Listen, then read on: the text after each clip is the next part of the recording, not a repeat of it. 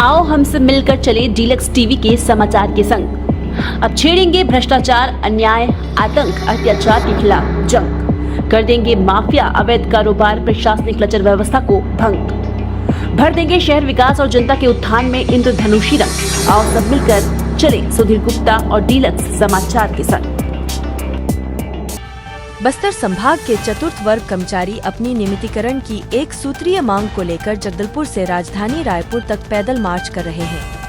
24 जून 2025 को जगदलपुर से शुरू हुई यह पदयात्रा, जिसमें महिलाएं, छोटे बच्चे और दिव्यांग कर्मचारी समेत करीब 107 लोग शामिल हैं, बारिश और कठिनाइयों का सामना करते हुए धमतरी पहुंची। यहाँ प्रेस वार्ता के दौरान कर्मचारियों ने अपनी व्यथा बताते हुए कहा कि वे बस्तर के स्कूलों, आश्रमों और छात्रावासों में कार्यरत हैं। उनकी यह पदयात्रा 15 जुलाई को रायपुर पहुंचकर विधानसभा भवन की ओर बढ़ेगी। कर्मचारियों ने यह भी बताया कि 1 मई को भी उन्होंने ऐसी ही पदयात्रा शुरू की थी, जिसे कोंडागांव में कलेक्टर के आश्वासन पर रोक दिया गया था, लेकिन मांगे पूरी न होने पर उन्होंने 24 जून से दोबारा पदयात्रा शुरू की है। कर्मचारियों ने स्पष्ट किया है कि यदि उनकी मांगे पूरी नहीं की जाती हैं, तो वे आमरण अनशन करने को बाध्य होंगे। जगदलपुर से रायपुर के लिए पदयात्रा में निकले हैं। हम जगदलपुर के आश्रम छात्रावास में काम करने वाले चतुर्थ श्रेणी कर्मचारी हैं और हमारी भर्ती के 10 वर्ष पूरे हो चुके हैं। सीधी भर्ती के हम कर्मचारी हैं और नियमितीकरण हमारी मांग है और इसी मांग को लेकर हम पदयात्रा पे निकले हैं, इसलिए प्रेस कॉन्फ्रेंस। जी, ये पदयात्रा हम 1 मई से चालू किए थे और 2 मई को कोंडागांव जिले में पहुंचे थे। तब हमारे विभाग के सहायक आयुक्त गणेश राम सूरी जी वहां आए थे, हमको कलेक्टर महोदय से मिलवाए थे, चर्चा करवाया था और लिखित आश्वासन दिया था कि आपकी मांग पूरी की जाएगी। उसके बाद हमने स्थगित किया था। 1.5 महीने बाद भी हमारी मांग पूरी नहीं हुई। 24 जून से हमने फिर कोंडागांव जिले से ही इस पदयात्रा को फिर रेगुलर किया। हमारी मांग है नियमितीकरण। हमारी सेवा के 10 वर्ष पूरे हो चुके हैं। सीधी भर्ती में हमने चयनित किया गया है, इस सीधी भर्ती के कर्मचारी हैं, तो हमें नियमितीकरण चाहिए। बहुत सारी समस्याएं, हमारी नौकरी की जो सुरक्षा की चिंता है और वेतन में बहुत सारा ज्यादा अंतर होता है। आज नियमित के कर्मचारी 30,000 हमारे साथ की भर्ती वाले ले रहे हैं और हमें 10,000 मिल रहा है। अभी 9500 के करीब पूरे बस्तर जिला के।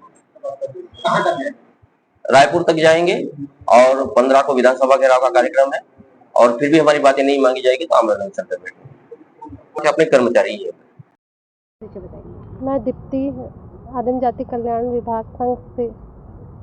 हाँ मैम, किन मांगों को लेकर आप लोगों के द्वारा जो ये प्रदर्शन किया जा रहा है? हमारी एक सूत्रीय मांग है नियमितीकरण।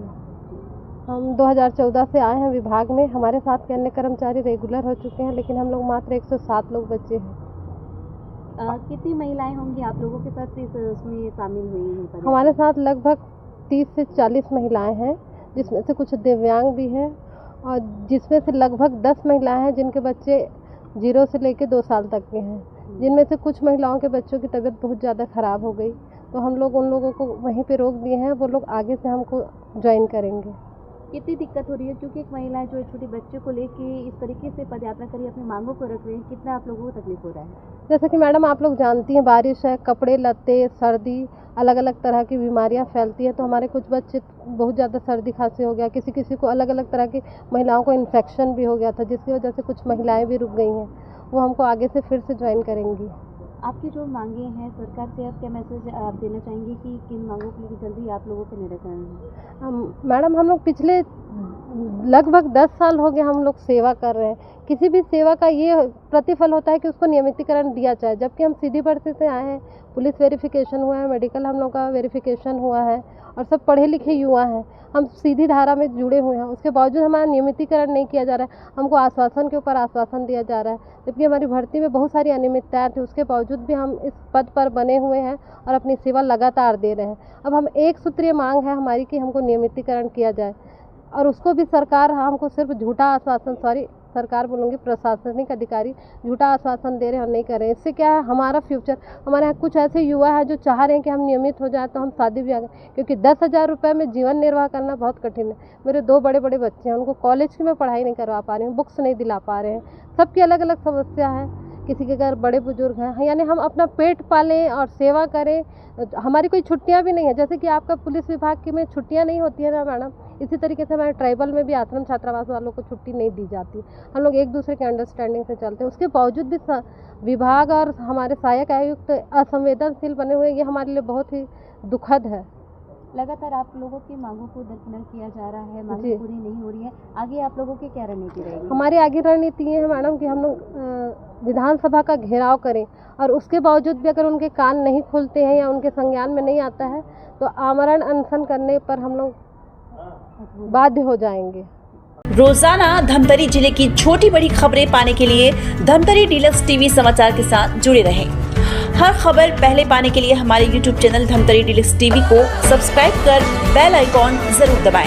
इसके साथ ही साथ हम आपको रोजाना धमतरी जिले की छोटी बड़ी खबरों से आपको रूबरू कराते रहेंगे।